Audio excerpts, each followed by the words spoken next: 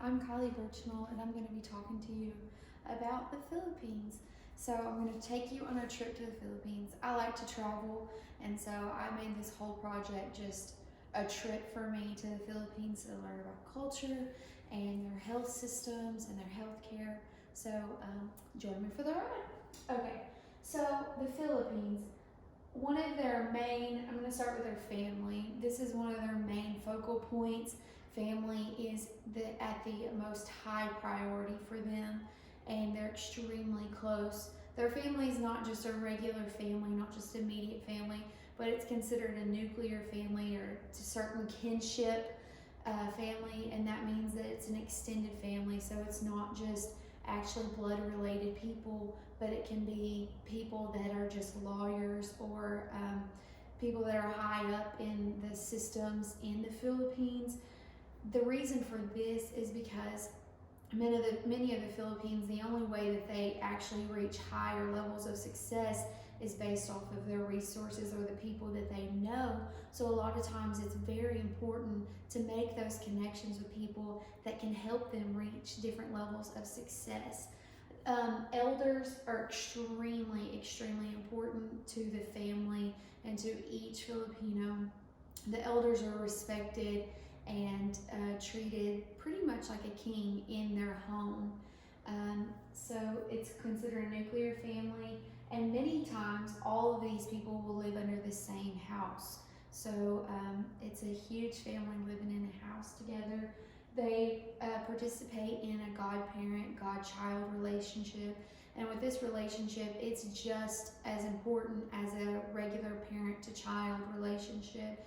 And whatever the godparent says is what the godchild is expected to follow through with. Language is very interesting. They have many languages.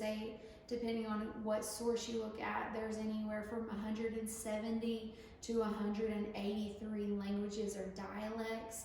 The main languages are Filipino, and that breaks down into a bunch of subcategories. And then English.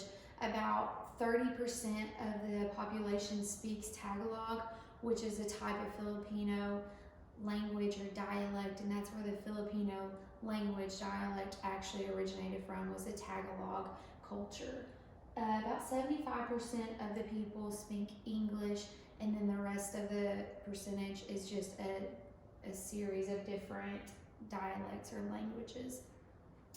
Healthcare. So the Philippines, they're prevalent or more prevalent to hypertension, heart disease, cancer, and malnutrition, and those things like a contradiction, but obesity. The malnutrition is mainly in the children or the pregnant women, and deficiencies in vitamin A and iodine. Obesity is a big deal, and obviously that connects with hypertension and heart disease. None of those help each other.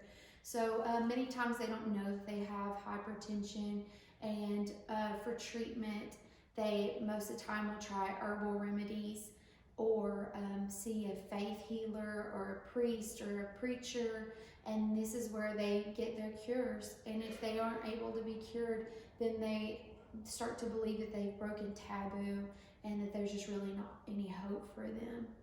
Seeking medical treatment would be a decision that would be made by the family or highly influenced from what the family says and suggests. But so that leads to religion, and they actually have freedom of religion. I was surprised by this. And majority of the religion is Christianity, and then majority of that Christianity lies within the Roman Catholic religion. Each Filipino follows some kind of religion. It's very important for them to follow religion, because when they are sick, this is where they will go most of the time for treatment, cure, or advice on what to do with what's going on with them. And then if they can't help, that like a faith healer, they would believe in prayer and miracles and herbal remedies, massages. And if treatment from this means is not reached, then they might go seek medical advice. Most of the healthcare systems is become very Americanized. So majority of the population would probably understand English, but it would always be obviously more successful if you find an interpreter that can either carry out that dialect or the Filipino language. So, food, I could get along with their food regimen. They have about 5 meals a day, starting with breakfast and then a snack and then lunch and then a snack and then a certain porridge or a rice dish. Rice is in everything they eat. They do not consider it a meal if there's not rice present. And I thought that was very interesting. They eat it in a buffet style. With that many people, I feel like that's the smartest thing to do.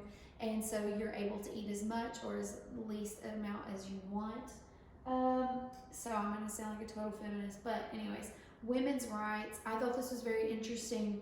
The Philippines is one of the most gender neutral as far as roles in the family or roles in society in the world. They actually have had 2 women presidents, and then about 50% of the lawyers and doctors are women.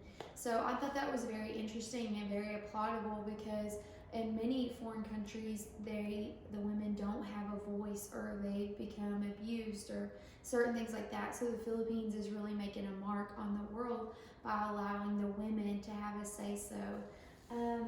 I really enjoyed researching the Philippines. I think they're a very interesting culture. I realize that a lot of the things that they follow now are very Americanized, but the fight for traditionalism is still there from the elder generations. I hope you enjoy, and I hope you learned something.